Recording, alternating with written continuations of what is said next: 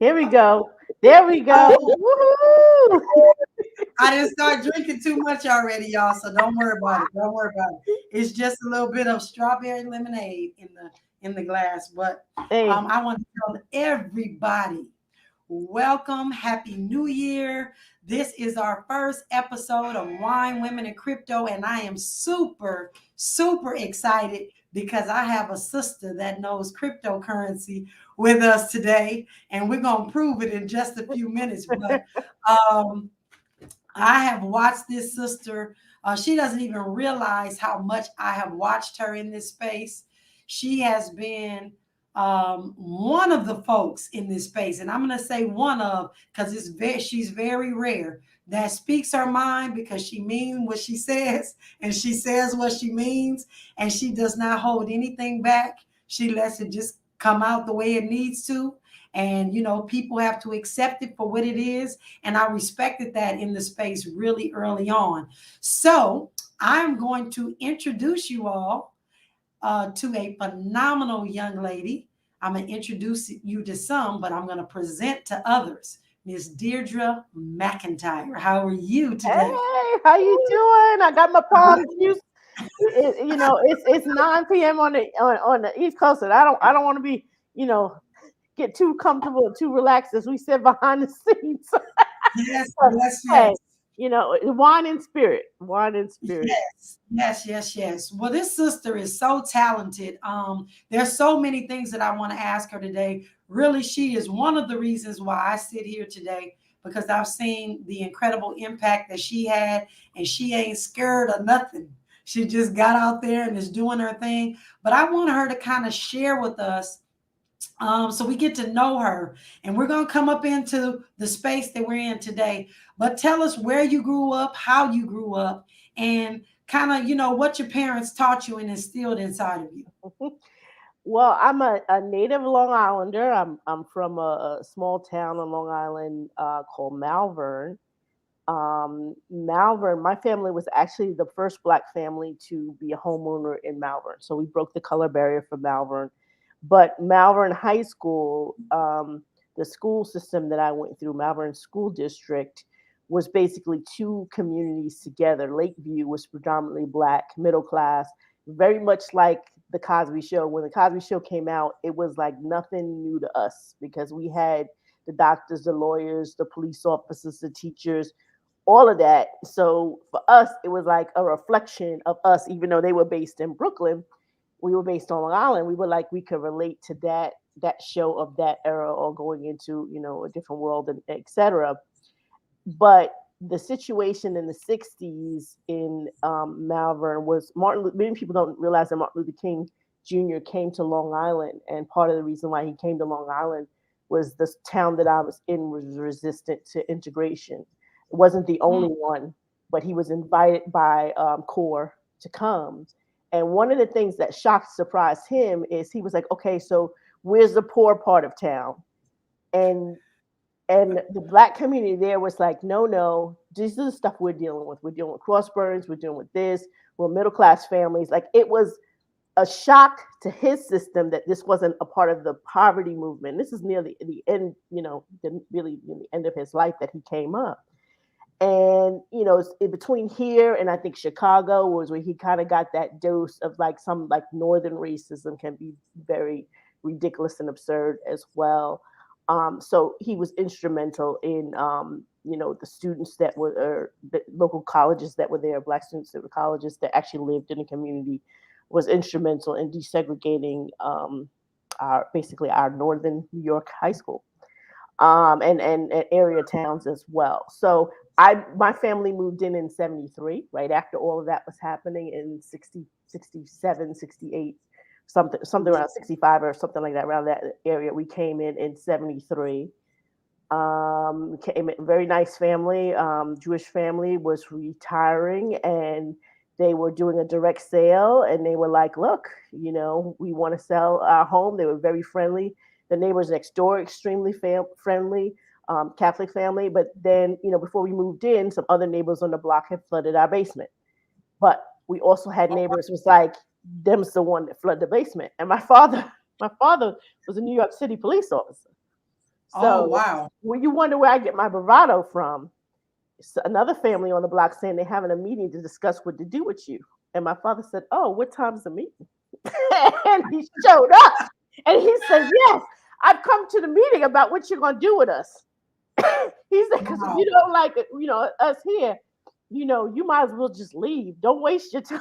And so we had some white flight in our block, and our particular block, which was a cul-de-sac, a dead-end street, became one of the more integrated. Like I can count the next black families that were coming, or Latinx families that were coming, was basically on our. But there was another one like across town, and then on our block was the third family, and then like we were basically counting them as they were coming in. But Malvern Wow. itself is still predominantly, it's more mixed than it's ever been, but it's still predominantly white. Lakeville is still predominantly black. And then now in the public schools, when I went, it was 50-50. But there should have been more white students. There's a white flight of sending your child to Catholic school, private school, because you don't Right. want them to go to public school with the, interrate kids. Now, but by the time I graduated, if I talk about my graduating class and we're trying to organize what we're going to do for our 35th reunion in 2023. But, our top 10 or so students, because I was 9, so a top, I guess, 5 or 6, I can remember: valedictorian, Yale, white; second, UCLA, white; third, black female, Harvard; fourth, Latinx, Brazilian, brown. Like I can like come down. Next one, Georgia. What I forgot what Derek was. Derek went and won the gold medal in the Olympics it's so bad that I don't remember. It's not 92. It's the one that was after that. But he was in Atlanta at the time, and he won in the 400-meter hurdles. But this was the kind of competitive. White Nature. students and black students were very competitive. And a lot went to HBCUs. A lot of went to Morgan State and everywhere else. And there was only about 132 of us at the time. So Wow. very small. Very small group. Sometimes cantankerous, but for the most part, and talk about kids in the 80s, 70s, going into the 80s, late 80s, still very much, very close friends across ethnic lines. But you still got that New York bravado. You still got Right. that give it to me plain. And then Right. after we give it to you plain, we argue, where we going to eat? So it's like no hard feelings. It's not personal, but I told you exactly how I feel and what I think. And I'm either with you, I'm in the middle road, or I'm not going. One or the And other. that is who you are today. That's right. Get over it. All right. Are we going for sushi? What are we gonna do? That that is exactly you today. I'm like, oh my goodness, she is That's saying it, and like, okay, it's cool, let's roll. Yeah, but that's So, that's my childhood peer group is the same to this day. I mean, they, I grew up with, and I was very quiet in school. I was more of an observer. I went for journalism. My undergraduate degree was journalism, and I eventually got a master's in education. I was teaching, but as a journalist and a media person, you observe and you watch people. And I remember when I was transitioning, I went to journalism, worked for .com tech for a while, and then when I left to go back into education, and now I had to be in front of a classroom. Now, as a student, I was always the nerd. I was quiet, doing it, the teacher, when they not supposed to do in the 80s. I'm gonna let Deidre watch the class for me while I go talk to Miss So and So across the hall. I'm gonna leave the door open, and then you feel this pressure, like, well, I can't control these people. I'm focused on right, me. I ain't trying right, to control nobody's class. But the different personalities of my peers and teachers, when I did go teach, I knew whose personality to pull in front of which kids, or which, right, I was associated. Oh, this is this kid that I went to school with, or this was this, and this person is not going to take this tone, but this person needs to have this tone, or this right. person's mother I need to call. So you had to deal with different dynamics, and I think if the fundamentally they understood you were trying to get them from point A to B, whether they wanted to get the point A to B or not, even if you're butting heads, they understand consistency. Consistency. You're being Well, you know what? And you just explained Black people in cryptocurrency because you got all these different personalities that you have to massage, and you have done an incredible job. We'll talk about that. And your point is to get them from point A to point B safely. And right. so you have been able to do that. But let me just kind of back up. So you went to school for journalism. You got your degrees in education. You started teaching, but you were dibbling and dabbling in the tech space. I understand that Mhm. because I understand you have a big tech background. So can you share with us about your tech background? Well, what happened was I graduated in '92 in journalism, went straight community journalism, Long Island again, Baldwin or whatever, and there wasn't enough income even back then for weekly journalism. Someone would get $24,000 a year or whatever. I enjoyed it. I loved it. I like the idea of talking to different people, learning their stories, reporting their stories. It's never boring, which is I don't like to be Right, bored. But I ended up picking up a part-time job with a computer software firm. They don't think they exist anymore on Long Island, and I was introduced basically to the internet by way of them. They were developing educational software. So think of Scholastic only mom and pop. And they sold to school districts. And so half of the time they were like, look, we have this software called CompuServe. This is, give you a sheet of paper, and like this is how you go to these thing called the internet. And by then, we weren't even talking about web browser stuff. We were talking about going into, using the Archie search engine or FTP and to get different ducks, whatever. So I had software developers saying, look, I need free software that does this, this, this. And this is before they were calling it open source software. I need free software to do this, this, this, to put with this proprietary that we're making this product to make this thing work. Find right, it for me, and this is the deadline I need it for me. Find 3 or 4 of them because I got to figure out which one works. So, basically a gopher almost, even though my title was producer, I was learning about different bits of software, that there was free software out there that college and university students were making and making available that you could use with commercial software, especially if you were a producer for schools and education. You're not making a lot of money. You're doing textbook stuff with video stuff and like video games and for reading and stuff. So I was getting my introduction to education even before I was studying for education. Then I would go on, leave both of those jobs and be a journalist in Brooklyn. okay, Brooklyn, from where I live in Long Island, where I was in Starrett City, Brooklyn was like not even 20, 25 minutes from my house, straight up the Belt Parkway. So it's not like, Long Island, like, oh, Long Island to the city, it's not that far. So now right, I'm working in Brooklyn, but I already got that bug. So I was freelancing while I'm working in Starrett City, Brooklyn, the community paper there. I'm freelancing for these .NET magazine, which was out on the West Coast, but they had a UK publication. I was writing website reviews. I Okay. was going into Manhattan. There was an organization called Web Girls. Eliza Sherman, this woman, founded this thing trying to bring, kind of sort of, I'm doing Black people in cryptocurrency. She was bringing in women into this World Wide Web thing, and she had all the HTML I learned for like $15, three $5 classes, right? And it Wow. was like, after work, women come and then you have this networking. I need help with this and talking. And then you can sign up for these classes that she had on Saturdays. So now I have under my belt some fundamental, this is before, HTML 3.0 or 3.2 or whatever, fundamental HTML, but that was able to leverage that eventually and get a .com job. The Globe.com was a startup that was featured in NPR's Nat Geo. Sorry, Nat Geo had a series called something of the boom. I can't remember, but it was basically reenactments of some .com era startups. And Okay. broadcast.com was one of them. The Globe.com was one of them, and then they had two others. And I only watched a couple of episodes, but basically they were talking about the early social media live stream players before there was anything.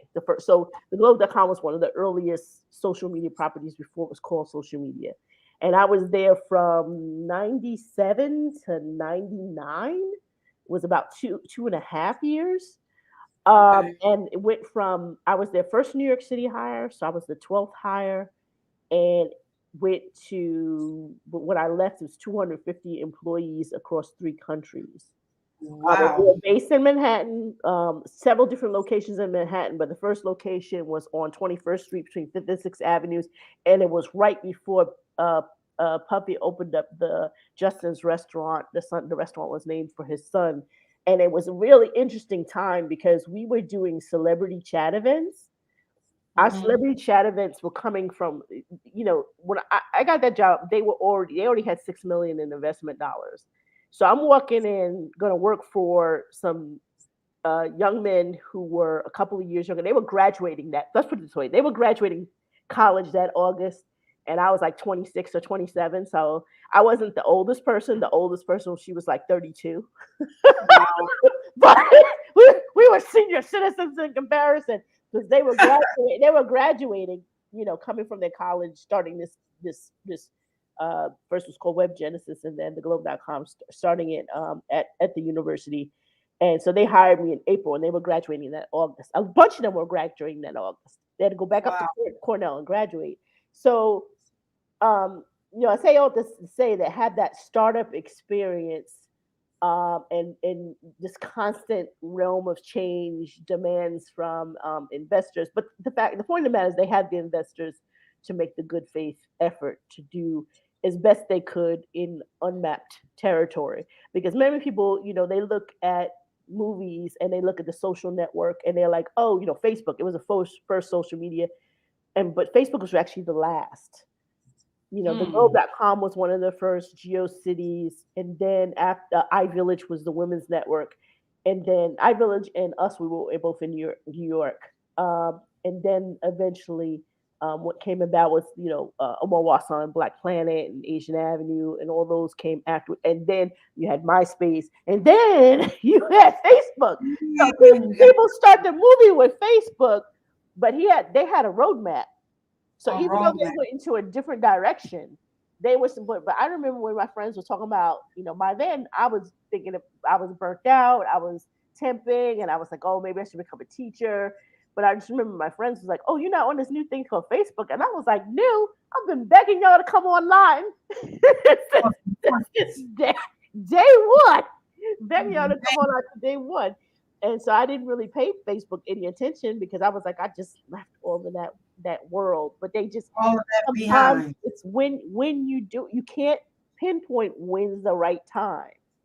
And they were able Yeah. to build on the rest of that and move in a different direction. So that was Yeah. my field. I left technology for a short time. Not I wouldn't say left it, but when I went to go I was a New York City teaching fellow. I went to get my master's degree in education. I was teaching at the same time in Brooklyn. So I still always taught an introduction to computer class. I still always had private clients that I was consulting for and building websites and just giving general advice about things. But for the most part, my teaching was, um, in Brooklyn and teaching everything from English lit to introduction to hotel hospitality. I'm telling you, you've seen my high school. If you've seen Spider-Man Homecoming and the new one and all that kind of stuff, the outside building, that's Yeah. Franklin K. Lane. It's actually based in the front of the school is based in Brooklyn. The side, kind of the side street, side store is Queens. So I guess the movie people picked it because they thought the building was in Queens, but it's really literally on the border. Like you go out the side door, you're Queens. You go out the front door, it's Brooklyn. But that football field in front and the big, classic vintage Yeah. from Spider-Man, that's the literal building that I taught in. It's Franklin. Really? Yeah, Okay. it's now full of charter schools, but I was there the last 4 years. It was an actual Actual school. school of that name, but it's So an old educated. building and stuff like that. So all this makes sense from the Yeah. dad that's a police officer, the community you grew up, everything. You just brought it all together because you are definitely a force to be reckoned with in this space. And so you got into when did you first hear about cryptocurrency? So do you feel like you missed some? I know you were engulfed in the .com, but do you feel like you were able to invest and do the things that you needed to do in the .com space, or do you kind of feel like you were in it, but you didn't really participate in it? I was in it, and actually, it's where I met one of the admins of our group, Bob Ponce, going on 20 years ago. Bob Ponce was president of the World Wide Web Artists Consortium. The World Wide Web Artists Consortium was New York City's oldest web developer group. So you think of massively white guys with ponytails, and see that bold New Yorker in me, Long Island, and he's New Yorker too. I just remember seeing, Worldwide or sort of WWAC, WAC, or whatever they call themselves. And I remember looking at the pictures and looking at the website. White guy, oh, white guy, young white guy, but ponytail white guy. Da, da, da, da, da. And then I remember saying, oh, this guy, is he Spanish? Ponce, president, black. I'm going to show up for one of their meetings. And I showed up. They had an event, but I think I may have been corresponding with him online. But my initial correspondence was with him, which was probably, discussion boards at the time. I had an e-groups board that was the big thing back then. My first conversation with him was like, you got to tell me how you, black guy, became head of this 200 some odd member white male group. And so it kind of broke the ice.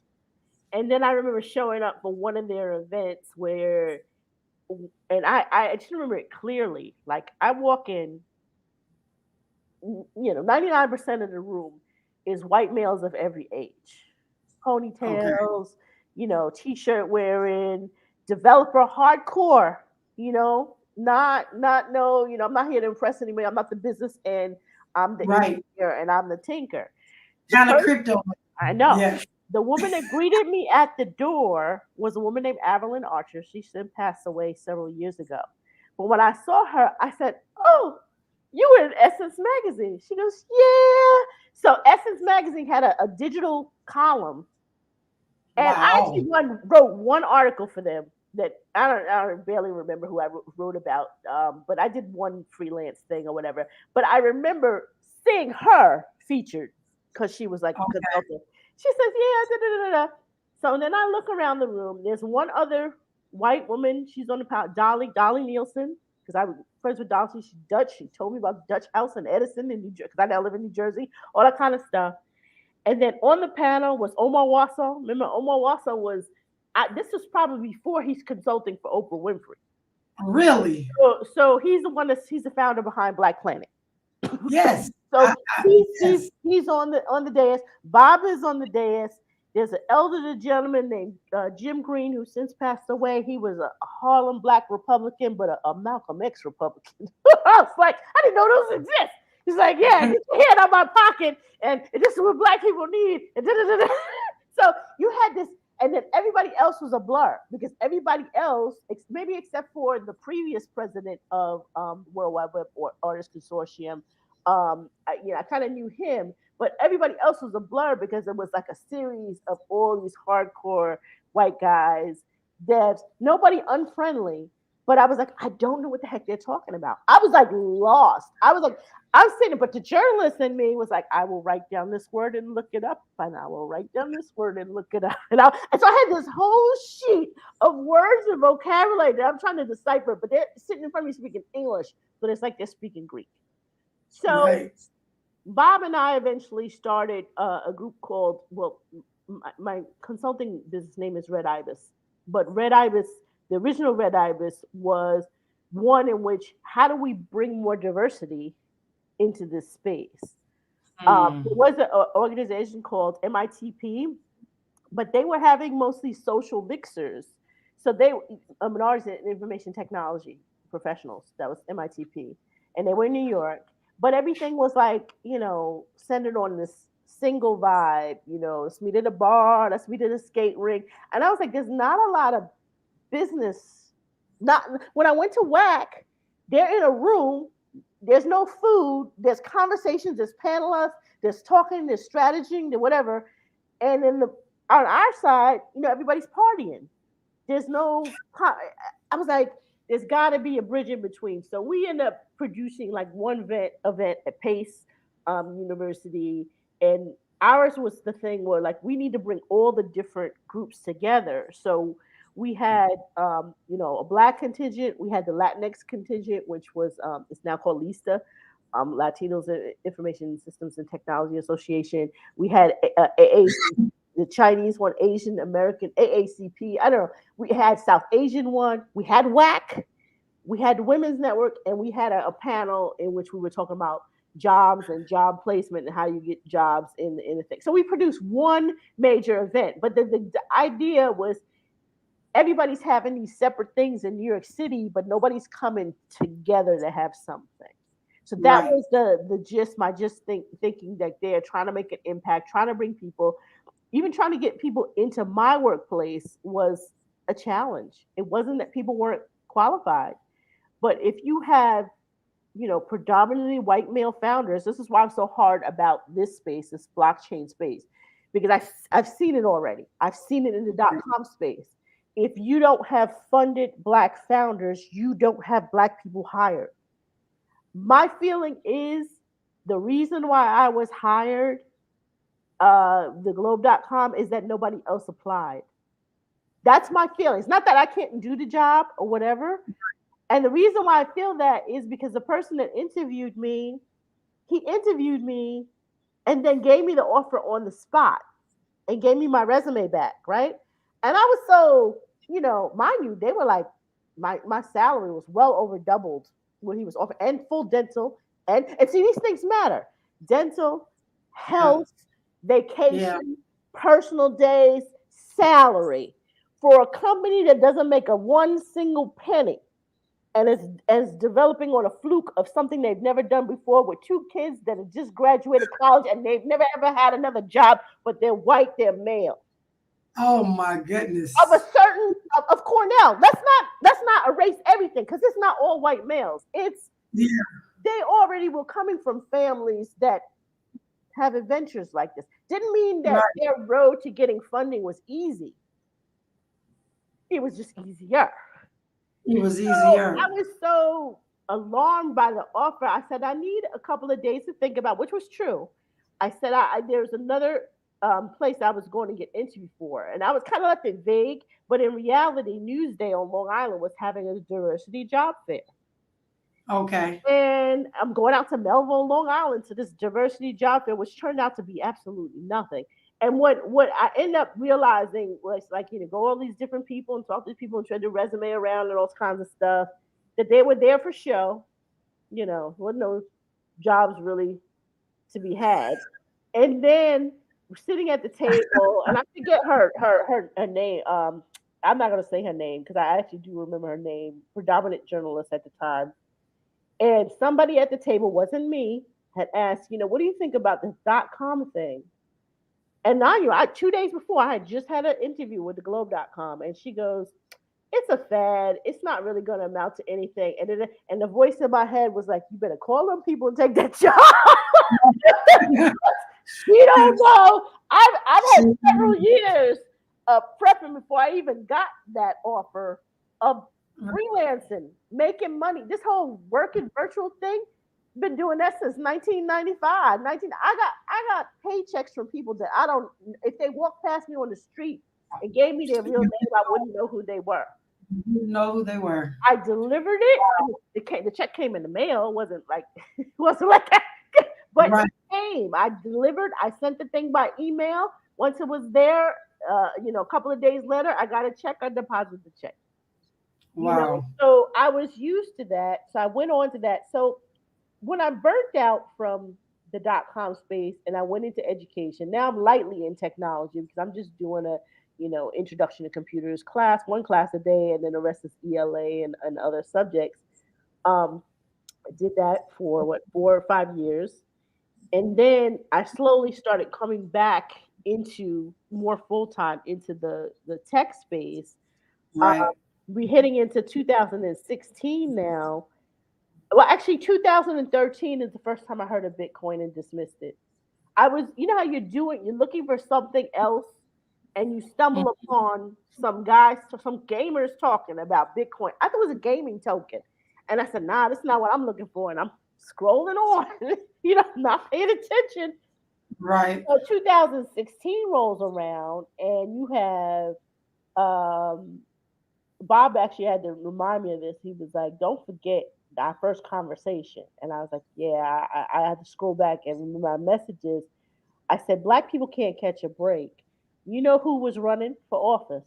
And all of a sudden, corporations start coming out of woodwork and donating money to him. Who's donating money to him? Peter Thiel. What does Peter Thiel run on? He PayPal and Stripe. We jump from one fire that you Into trying. can't get merchants to the two main players that we could possibly use because they have a lowered bar. They supporting this dude, and I'm a New Yorker, so we New Yeah. Yorkers, we tried to warn you. This clown, no, don't do it, Don't don't do do it. it. So now I'm like, I'm fuming. I'm behind the scenes. I'm talking to Bob. We're also talking to Franklin Madison, was a VC friend of ours who passed away.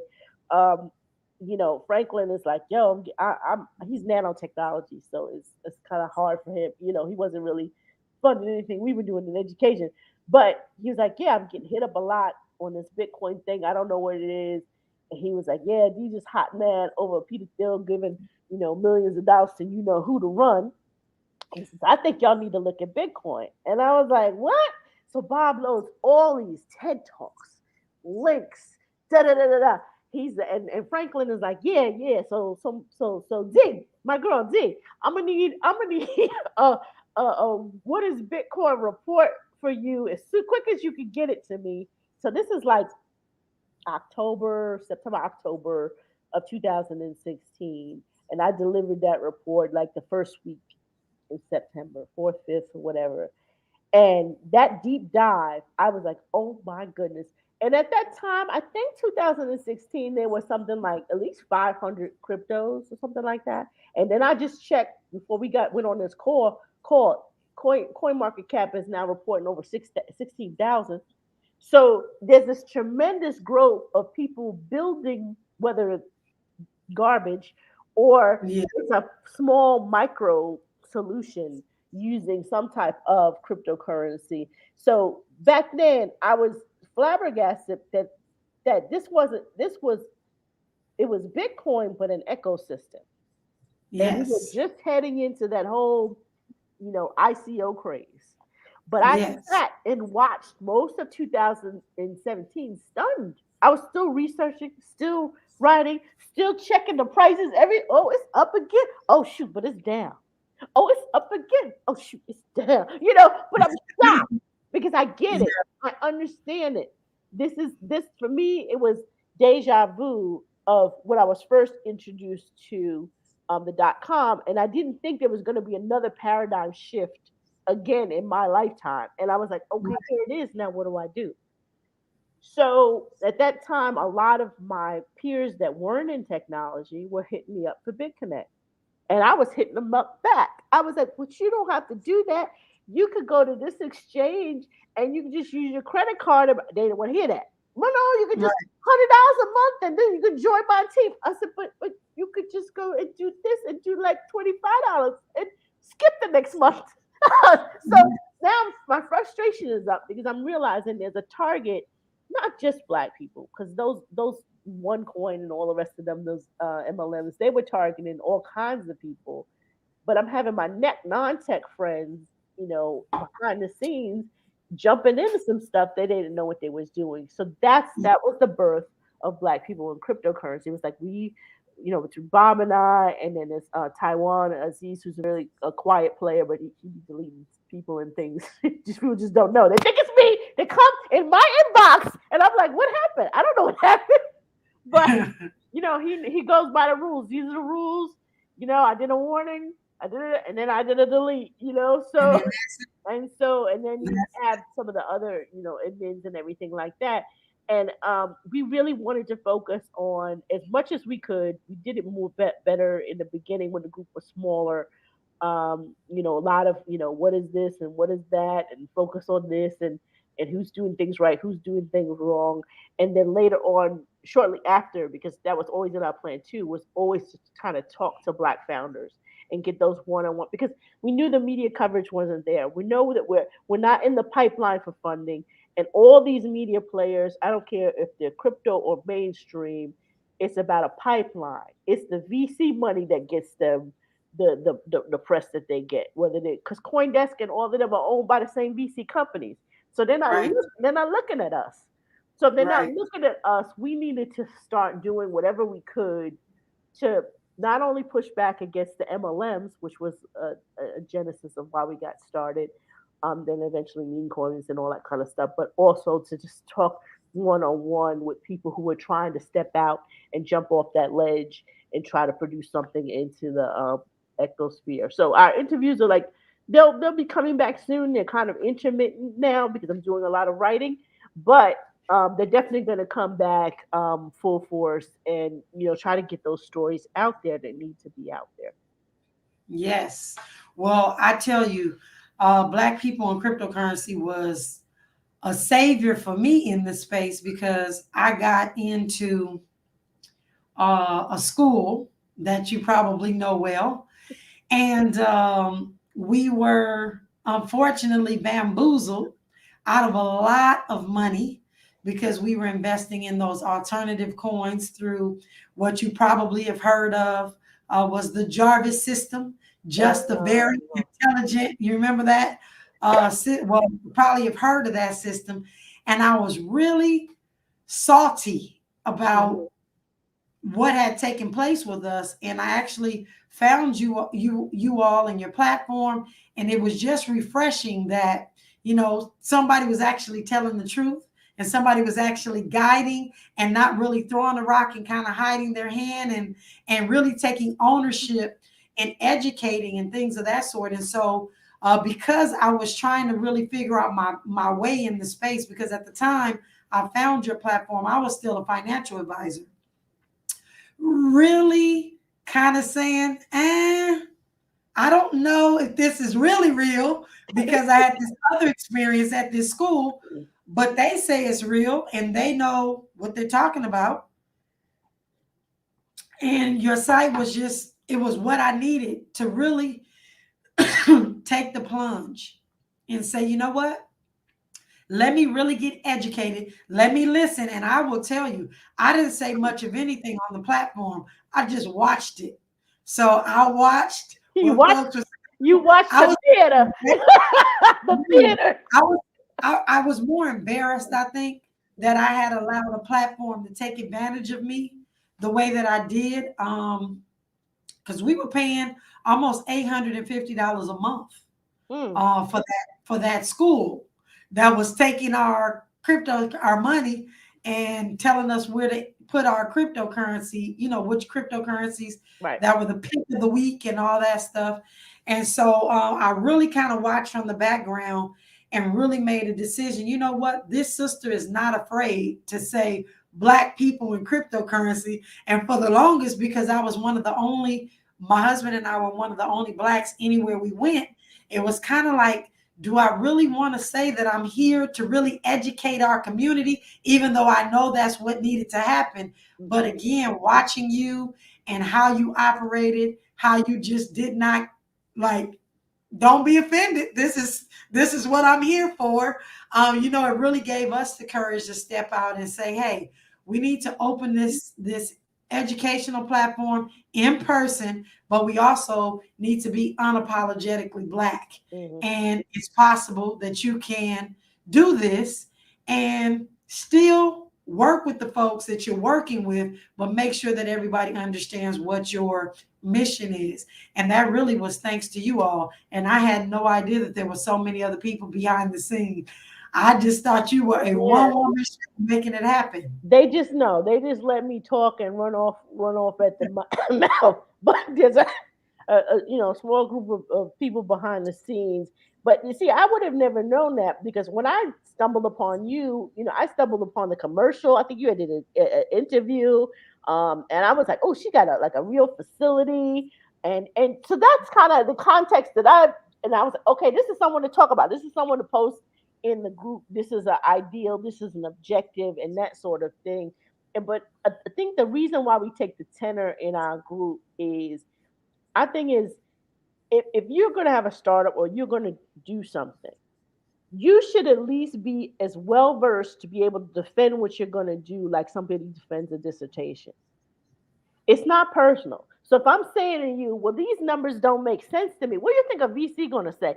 And I'm not the best person with numbers. The best person with numbers is probably Eduardo Jackson. There's tokenomics like blind. That's why I just wait for him to post on a comment when somebody says, "Yeah, I'm gonna have a coin." I'm like, I don't even have to tag him anymore. I used to be in the back of the back. I tag him.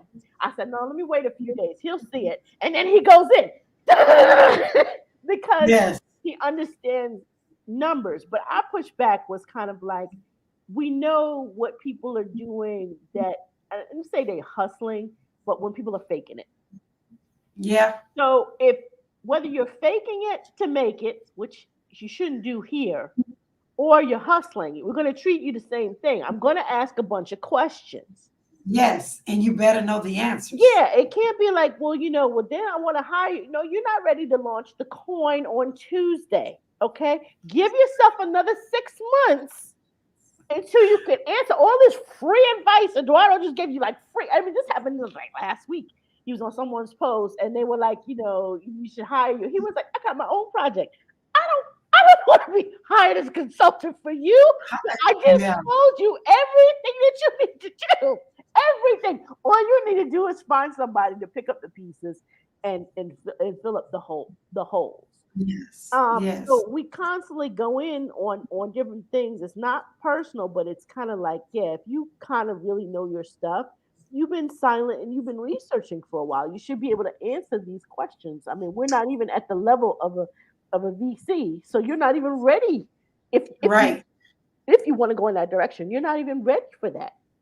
Yeah, but you know what? You said it's not personal, but it is personal because they're misinforming the community. And I see that that's one thing that you all do not tolerate. You don't tolerate any misinformation or any shielding of stuff that shouldn't be shielded. Mm-mm-mm. And it's appreciated in the space. Well, they, they And they shill. They still shill, but they do it really toned down. And then there's really, people on there that's on it. Some people think that we're in the group like 24/7, but there's a lot of lurkers that be like, report to admin, report to admin, report. So we just go and we're like, okay, delete. Okay, that could go back in. Delete, delete. So there's a lot of people in there that are conditioned that they don't want to see the foolishness either. They don't want to yeah, see it. that's awesome. And you've built that community. And so what obstacles would you say that what obstacles have you faced in dealing with Black people in cryptocurrency? Like what are some of the obstacles that you have faced and still kind of see today?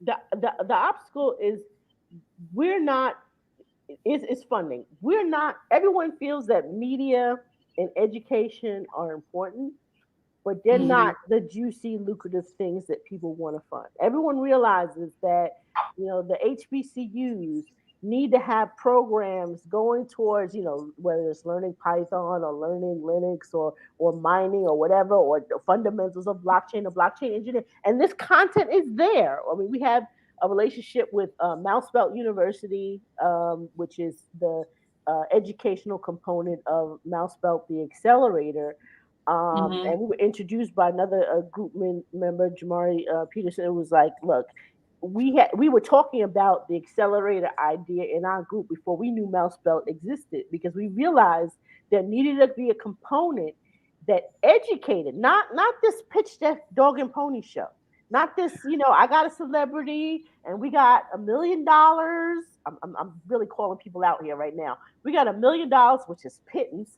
We got two celebrities, athlete, an actor, and then there's a whole white team behind you.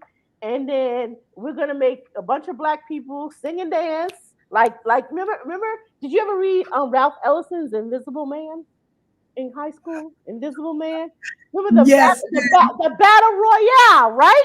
This is the new Yes. battle royale. Let's parade the little Negroes, whether they're at the HBCU or whatever. Let's parade them around and let them think they're getting something for $1 million.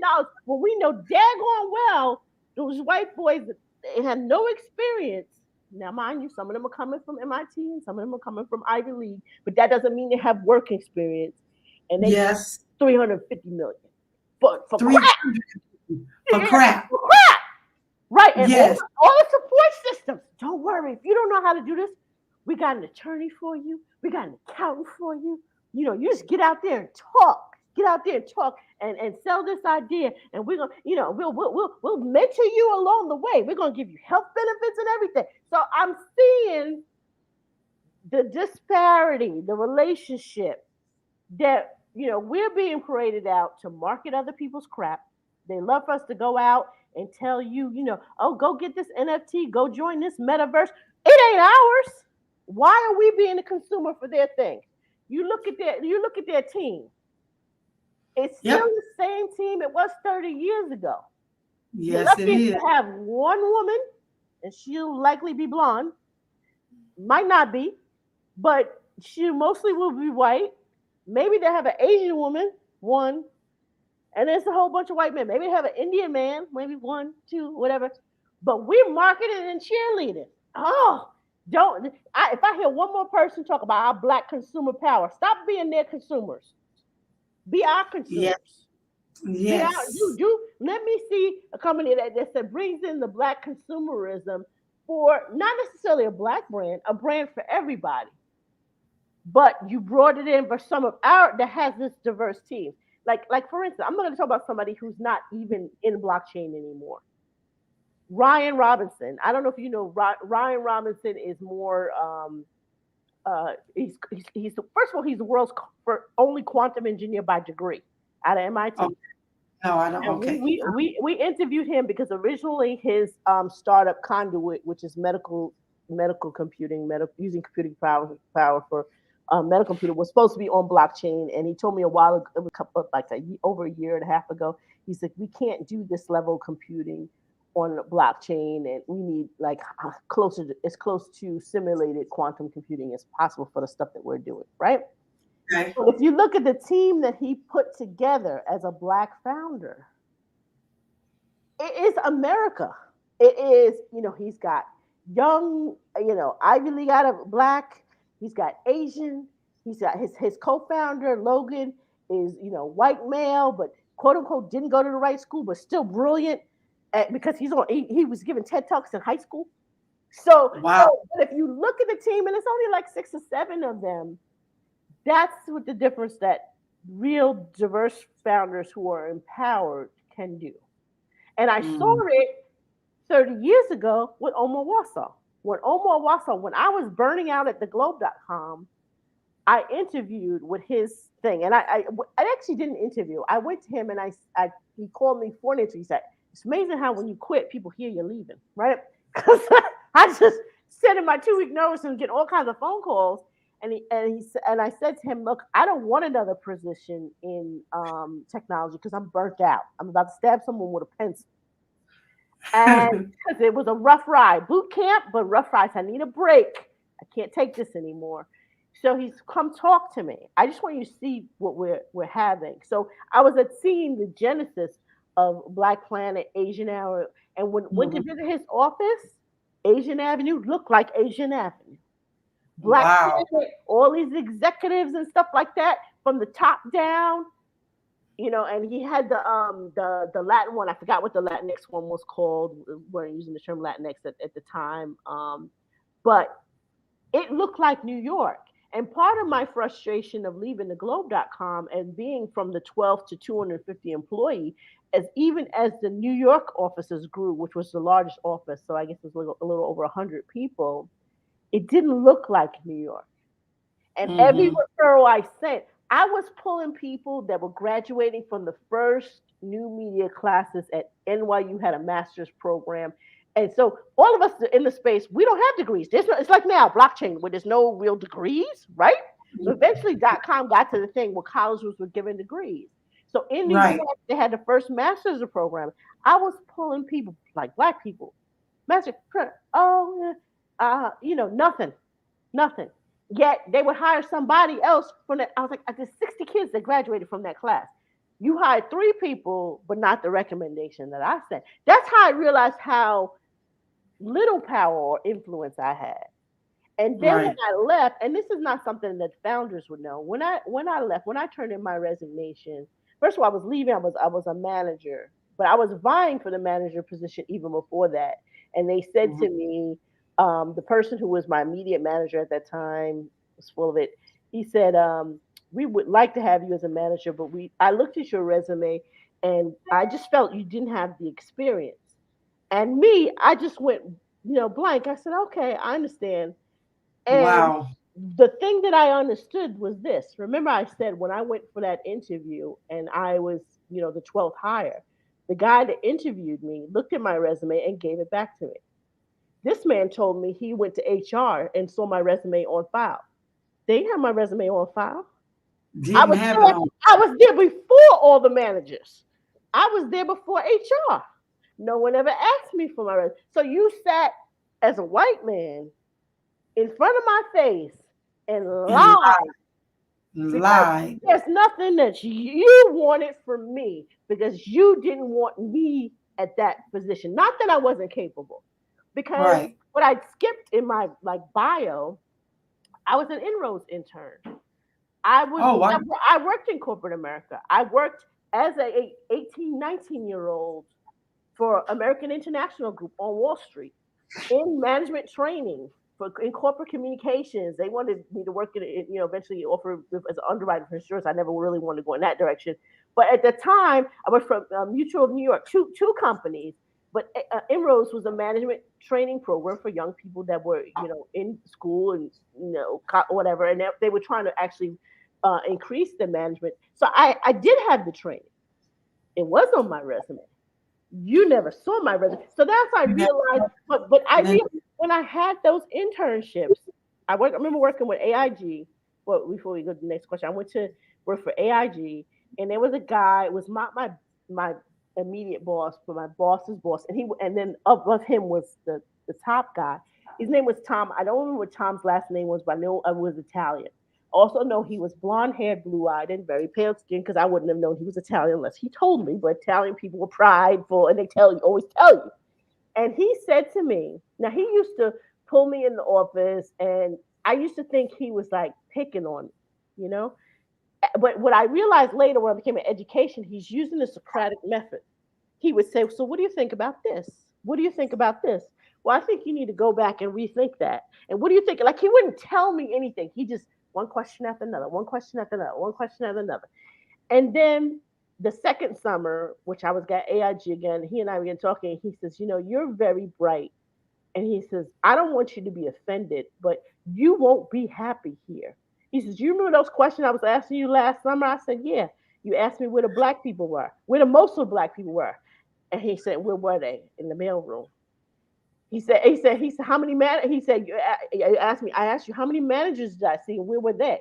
I said, well, there was an HR guy that hired me and there was that black woman that don't speak to me. And he said, uh-huh. He said, where my people at? Where the Italian women at? He said, oh, the middle manager. He had me dissecting AIG. He says, Wow. he said, I'm a white man with blonde hair and blue eyes, but I got the wrong last name and I'm Catholic. I have reached my ceiling. He said, you will not be happy here. You will not change this place. And so that's the reason I didn't go in corporate America. I did. Wow. He said, you're too smart. He said, you're not. He said, I can see you. He said, when people ask you a question, you give your opinion. He says, you a New Yorker. He says, you can't help it. Even I was still in my quiet, shy phase. He says, every time I ask you a question, I wanted to see how direct you were going to be in your questioning. He said, so you're not going to. So when the .com thing came around, I really thought things would change. You're dealing with younger people, but that same nonsense from corporate America, even with younger people, filtered in. There was no incentive for them to be any more less white male than they were in the middle of New York City. In the middle of black and brown New York City. We always call New York City black and brown New York City because when you're on the street, it ain't like Friends. When you're on the street, Right. you seeing Iranian and you seeing every all these brown meshed up colors together. But when you go into certain corporations, you don't see that. And I've interviewed a lot of places. I've interviewed at Scholastic. I've just named might as well start naming names. I've interviewed at what's that media company, and it was like walking into another world. I was like, I've never seen so many blonde people before. so, so so for us to change blockchain and crypto, we have to be upfront and forceful about it to say we see the game you're running on us and we don't like Right. it. We don't agree Right. with it. So stop trying to blow smoke in our face and and tell us it's, I don't know, decorations or something like that. Stop doing that because Right. we can see the game for what it is. So if And you we're here and right, we see it. so if you're Yeah. serious about funding, black. I mean, our lane is BBC. Our lane is the same thing. The same lane as yours. Fingers on the hand.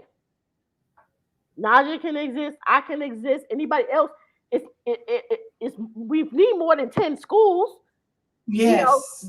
but we need a concentrated effort of funding. I think it's like a very agnostic approach, um, very heavily focused on decentralization, very heavily focused on utility, um, uh, quick roadmaps.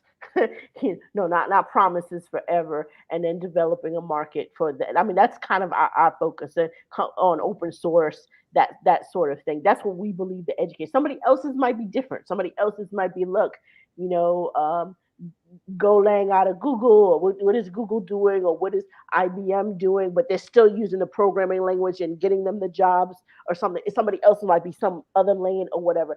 But we need the investment in these education programs.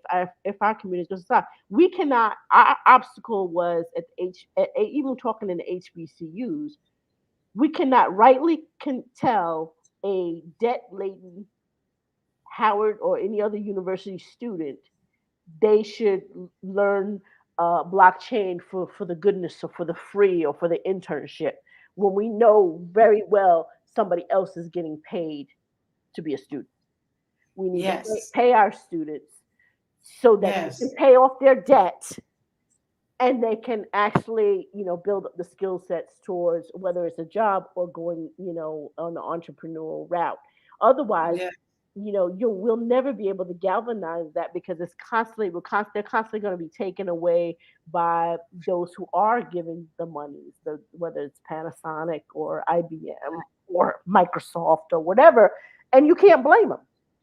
Right. Kid has debt, Yes. you know. Yes. It has debt, Yeah. and so we have to be serious about our issues. Getting serious to get the funding to do the type of programming that we know is available, and then even though we're blacks in cryptocurrency, like I had no, I mean, I think a lot like Ashley Meredith, who's the education lead at Mouse Belt, and other people. So you can see yourself in other people and have the same goals, and the same, intentions, and work across lines. But I think it's foolish for us not to recognize that, Black people, we are, I wouldn't even say we're one culture. We're many cultures, even within the United States. We're many Mhm. cultures pan Africanly, or, whatever term you want to use, but we all face the same discrimination, which becomes, unfortunately, a part of our culture. Because when Yes. people take us on face value, we face a certain number of discriminations that people kind of experience right quickly. So I always say, and it gets people angry, but it's a true statement. There is no such thing as white culture, but Black culture and Black ethnicity there is. And the reason I say there is no such thing as white culture is because white people group together based on different things. They group together based on their social economic status. They group together based on their church. They group together based on, sometimes in the New York area, by ethnicity. So you have the Ancient Order of Hibernians. You have, let me see, Elf Clubs, the Knights of Columbus. Everybody knows that's Catholic, and mostly Italian and stuff like that. So don't boo-hoo us for being Black people in cryptocurrency if you don't want to turn the lens on. On- There are specific white groups. And there's nothing wrong with them being white. There's nothing wrong with the Ancient Order of Hibernians being Irish oriented, or Irish Right. American oriented, or Knights of Columbus being Italian American oriented. But Black people, we fundamentally have to be Black oriented because we know what we face. We know it's a Yeah. real thing. So it's a real thing. Native Americans face. It's a real thing. Puerto Ricans or Dominican, which can overlap into our communities, face. Right. These are a real thing. So sometimes some white people, not most, I think most get it, but some white people say, well, what if I call this stuff white? Well, white is not a thing. It's not, you don't go for white food. If I say I'm going to a Black church, everybody, we know what that means. They might not know what that means, but we know what it means, you know? Going to church. You that is absolutely correct. Now that you broke it down like that, and so that is fact, definitely fact. So, what can we look forward to in 2022 as it relates to Black people and cryptocurrency? Hopefully I'll deliver on my promise from 2020. In December 2020, and I see people still like it, say interested. Was supposed to launch a newsletter in 2021. But what happened was it got a little sidetracked. We ended up, picking up the live streaming again, and we end up doing a couple of other things. So I'm going to go back and then, start pulling people off. I've been doing a lot of writing, so we're just going to come prepared with a lot of content of stuff that I've been writing just over the years. It's a series of questions you constantly get asked over and over again. Um, Okay.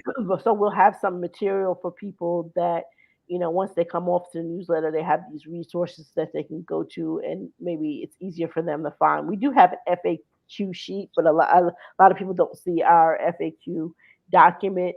So I'm spending a lot of times writing, preparing for that newsletter to kind of pull away and kind of get some of the more people that are, are lurkers, not Mhm. necessarily participants, and they're not necessarily participants because they don't know what's going on. Because there's a lot of people, pushing different things and different, NFT, metaverse, and all that kind of stuff. And for people who don't even know what is Bitcoin, it's still a struggle for them.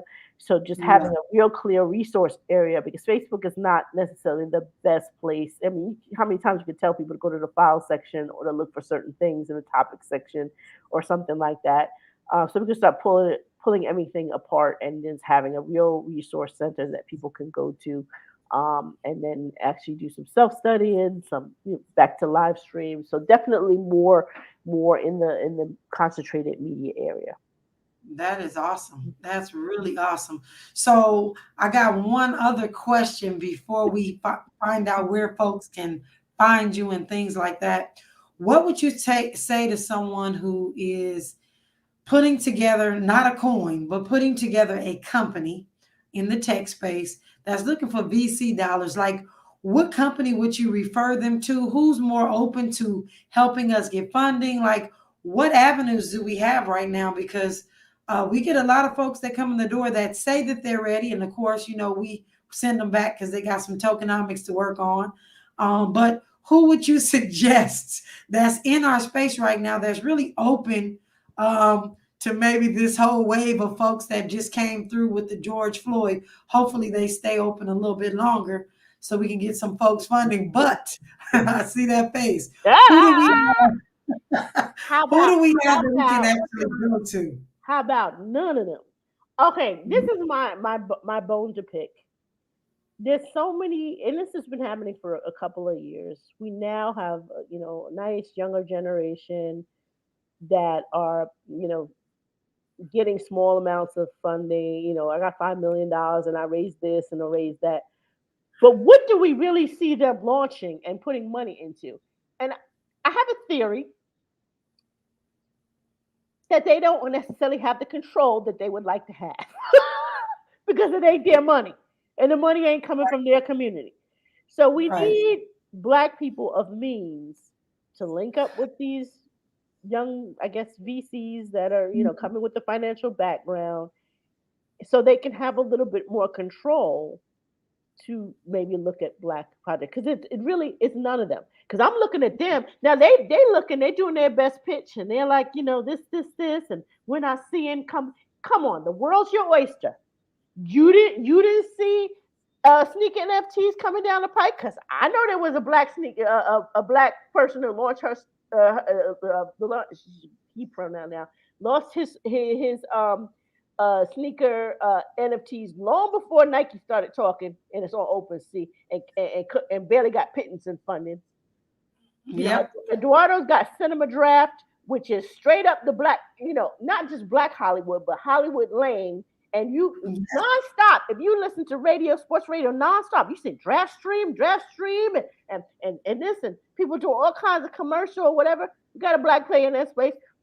Ryan Robinson, I mentioned before, is not even in the blockchain space anymore, but he definitely had a provisional patent for his nano splash, which is a saliva based COVID test long before these ones that came on the line, long before actually probably long before the NBA had a deal. I think it was Yale University does their testing and stuff like that. They had a product.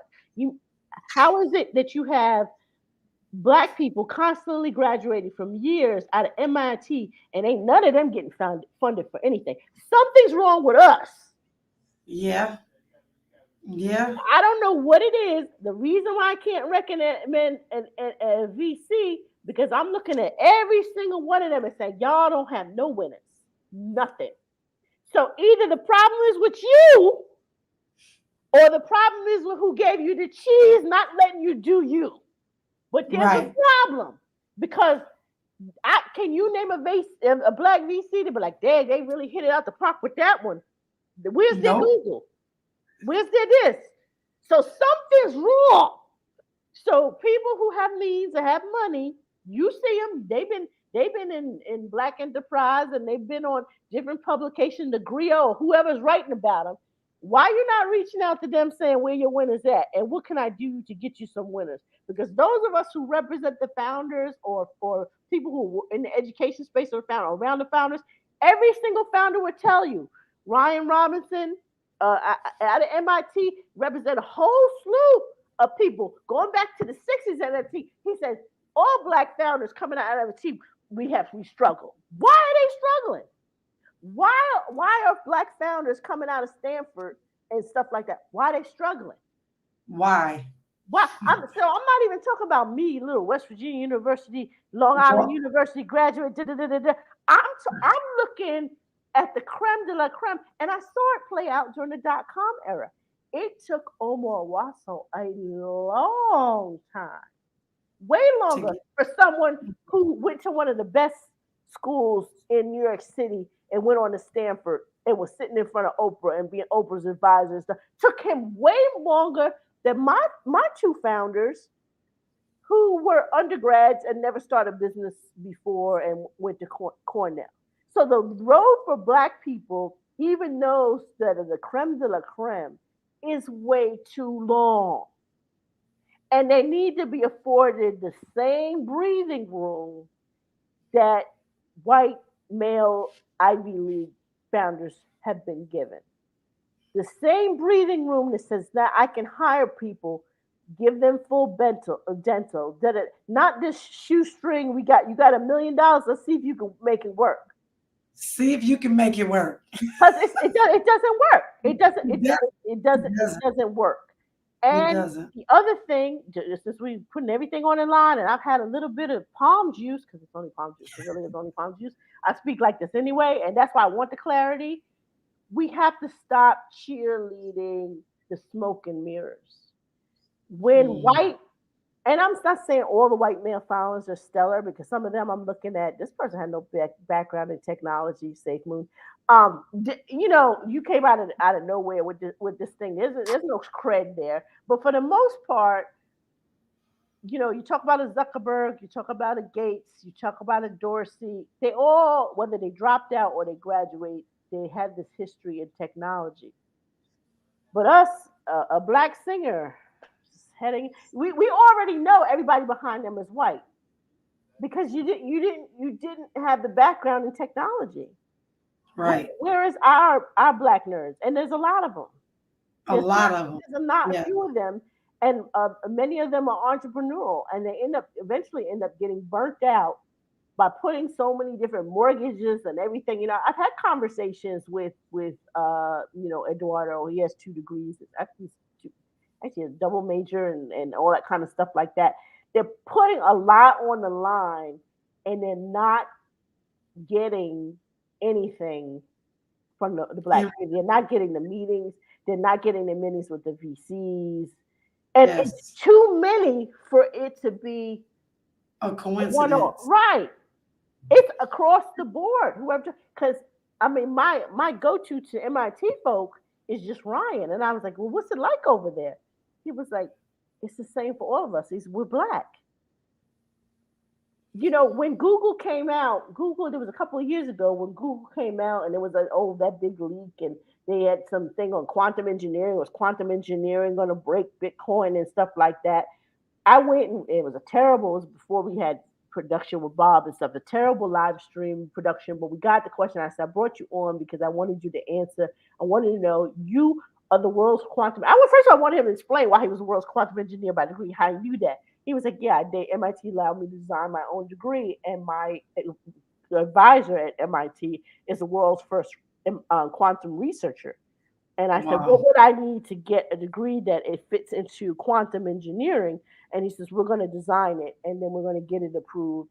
And so in 2017, he became the world's first quantum engineer by degree. But did you see him on CNN when Google broke? Did you see him on this? Did you see him on the press conference? They throwing every uncle and Bob and Joe Schmo and talking and to Don Lemon, whoever they talking to.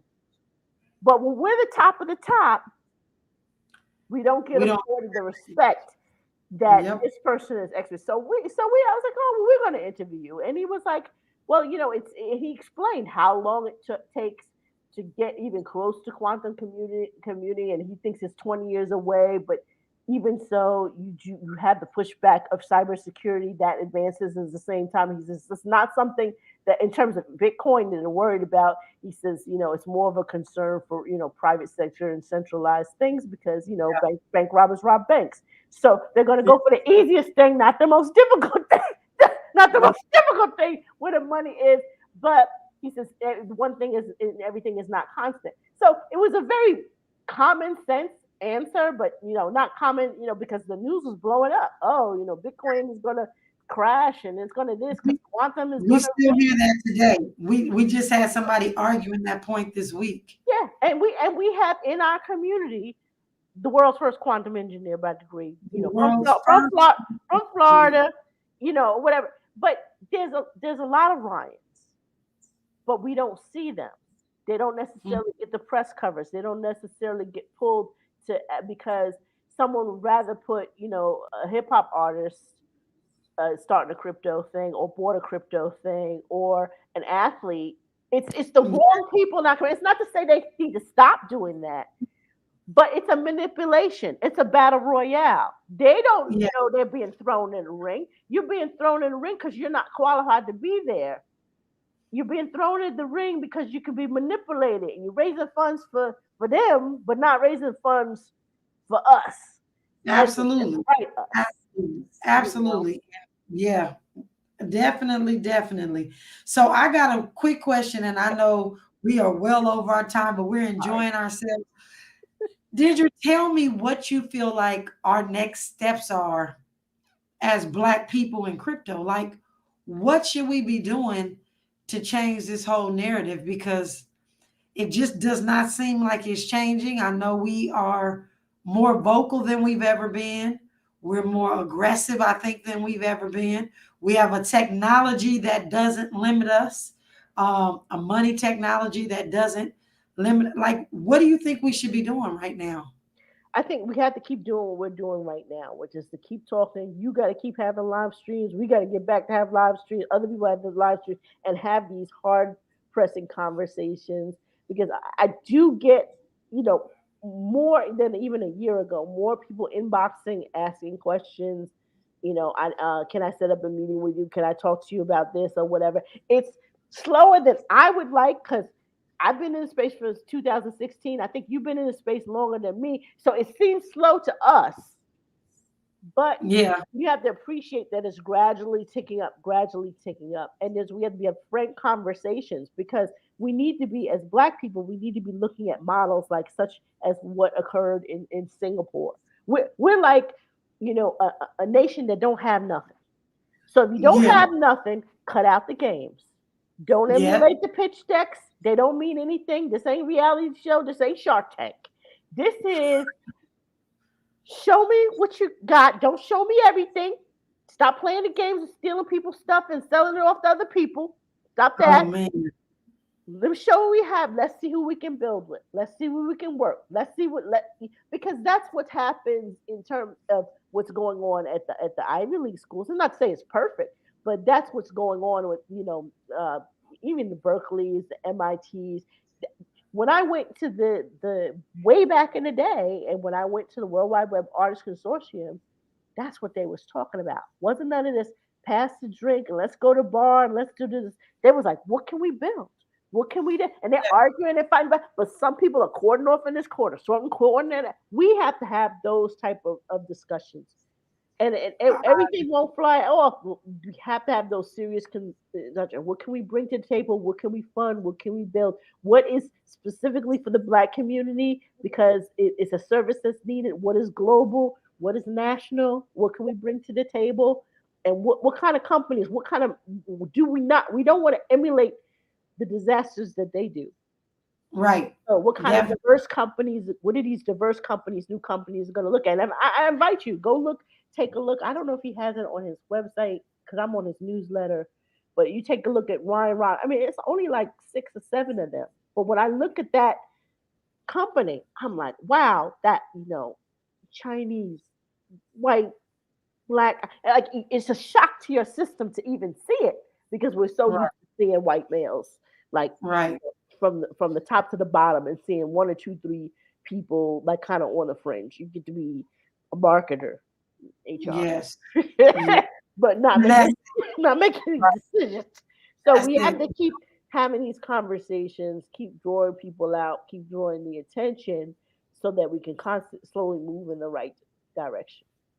Yes, yes. So how do folks get in contact with Didra McIntyre or Black people in cryptocurrency? How do they get in contact with you? What's the easiest way? How do they find you on Um, social media? you can find me on LinkedIn. I'm linkedin.com/in, and it's my first name, Deidra. That shows you how long I've been on LinkedIn, forever. And sometimes LinkedIn has blockers, so if you see me on Facebook, you can tag me within the group. Or I'm not. I'm so bad at check because I gotta look now. There's probably some people in the alternate mail. You know how you have to switch over. You forget to switch Yes. over. But some people have had success DMing me. Definitely go to blackpeoplecryptocurrency.com. There's a contact form there. Um, sometimes I'm a little slow, but I do see those eventually. Get emails Yes, you there. So, do. we have too many different ways that people contact you. So sometimes I'm like, oh, I haven't checked this message for a while. Oh, it's like 5, 6 messages. Sorry, missed that one. Um, Yeah. but yeah, those are ways. The Black People in Cryptocurrency, the Facebook group is, you can search and find us on Facebook. We're about 19,000 members or so now. That kind of runs itself. Um, Mhm. people communicating back and forth and sharing stuff, and don't be afraid to ask questions. Develop some thick skin. Don't be Thick, easily thick skin. upset. Get some thick skin.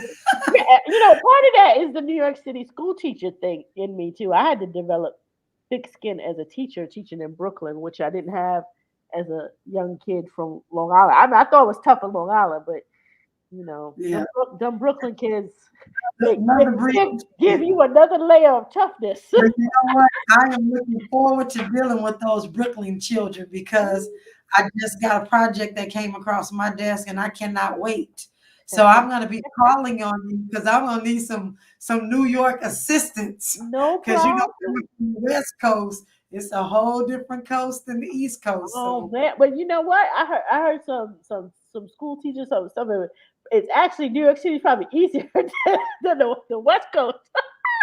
well, It's really, funny because it's funny. I taught Franklin K. Lane, and we had every gang in the community. But when you were in the building,